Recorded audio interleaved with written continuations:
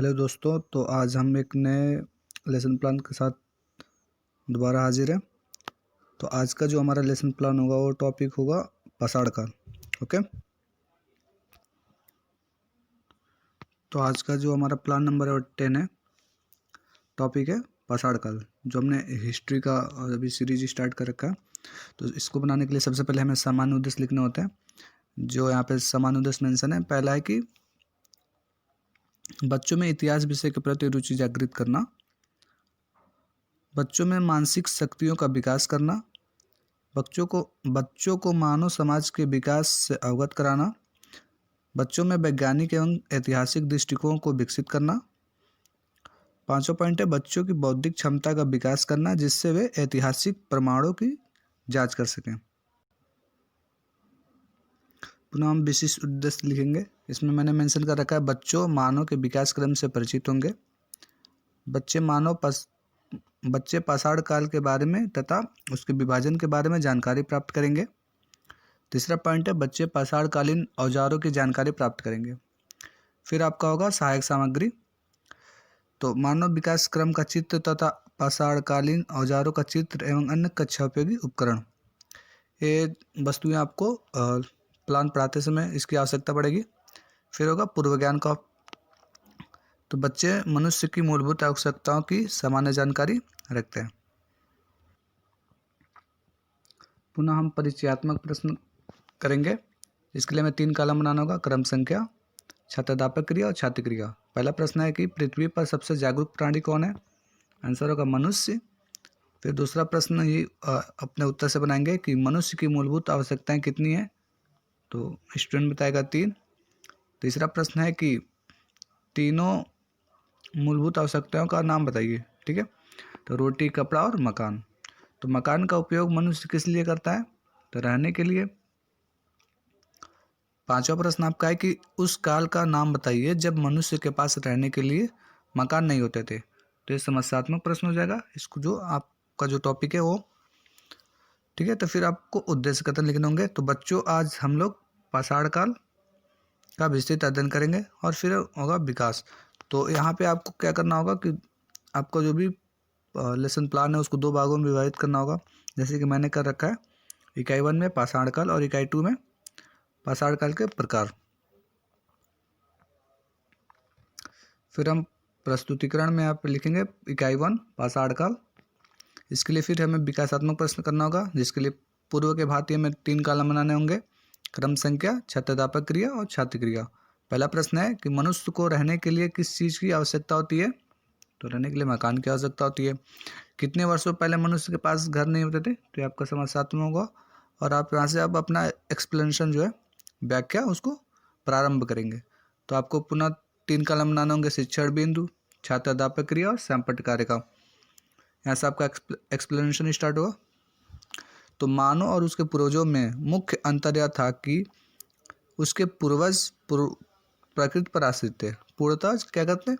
प्रकृति पर आश्रित थे। उनमें और पशुओं में बहुत कम अंतर था, परंतु मानव ने अपनी बुद्धि का प्रयोग कर अपने आप को स्वावलंबी बनाना प्रारंभ किया। ठीक है, इसके लिए उसने अपनी सुरक्षा एवं भोजन जुटाने के लिए हथियारों एवं विभिन्न उपकरणों का निर्माण करना पड़ा।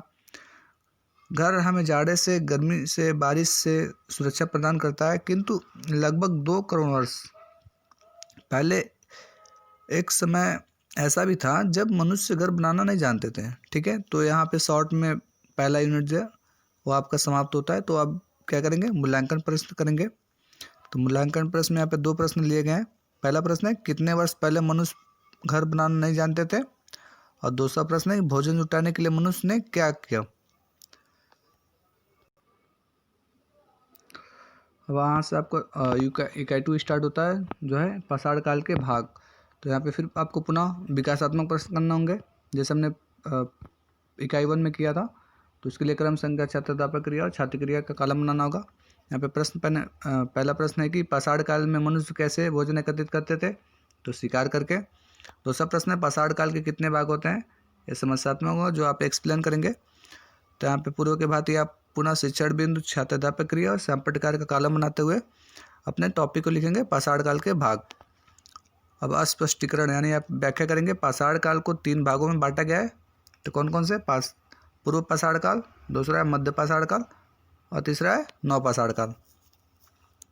पुनः पूरा पाषाण काल को एक्सप्लेन करेंगे यहाँ से। तो पूरा पाषाण काल में मानव पहले खुले आकाश के नीचे नदियों झीलों के किनारे रहता था, क्योंकि वहाँ उन्हें शिकार आसानी से मिल जाता था। मांस ही उनका मुख्य भोजन था। कुछ समय बाद वे गुफाओं में रहने लगे और कुछ समय बाद उन्हें आग की जानकारी हुई। अब वे अपने मृतकों को कब्र में दफनाने लगे थे। ठीक है। वे पत्थरों के औजारों से शिकार करते थे। इस युग के औजार आकृति में सुडौल नहीं थे और औजार बनाते समय पत्थर टकराने से चिंगारी निकली, तब वे आग के बारे में जाने। ठीक है। जब वो अपने औजार पत्थरों से बनाते थे तो पत्थर जब टकराई तो आग, उससे चिंगारी जो निकली, उससे उन्हें आग की जानकारी प्राप्त हुई। ठीक है। अब वे सूखी टहनियों को जलाने लगे थे। अब दूसरा टॉपिक है आपका मध्य पाषाण काल। तो मध्य पाषाण काल में औजारों का आकार पूरा पाषाण काल की अपेक्षा छोटा हो गया। मानव अपने आसपास उगी घासों को एकत्र करने लगा।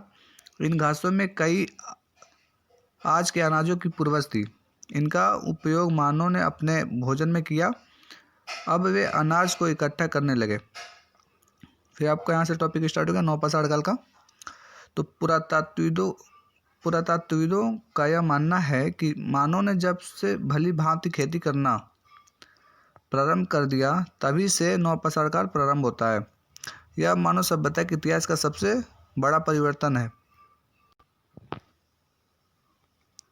अब मनुष्य के औजार नुकीले और सुडौल थे। खेती के साथ साथ पशुपालन में प्रारंभ हुआ। पशुओं का प्रयोग दूध और मांस प्राप्त करने में किया जाता था। नवपाषाण काल में मनुष्य मूंज की टोकरी व चटाइयाँ कटाई करना, जानवरों के बालों से कपड़ा बनाना जान गया था। ठीक है। इतनी उनकी जानकारी मिल गई थी। नवपाषाण का अंत होते होते पत्थर के साथ साथ धातुओं का इस्तेमाल शुरू हो गया था। धातुओं में सबसे पहले तांबे का प्रयोग शुरू हुआ। अब आपका जो भी मेन पॉइंट है वो आप अपने सैम्पल कार्ड में यहाँ पे मेंशन करते हुए आएंगे। यहाँ से अभी आपका यूनिट 2 जो था इकाई 2 वो समाप्त हुआ। अगर आप अपने एक्सप्लेनेशन को और बढ़ाना चाहते हैं तो आप और बढ़ा सकते हैं। फिर आप मूल्यांकन प्रश्न करेंगे, जो कि मैंने पहला प्रश्न ले रखा है। प्रारंभिक मानव अपना भोजन कैसे प्राप्त करते थे? दूसरा प्रश्न है पुरातत्वविद नवपाषाण काल का प्रारंभ कब से मानते हैं? तीसरा प्रश्न है पूरा पाषाण युगीन मनुष्य अपना भोजन किन किन वस्तुओं से बनाते थे। ओके।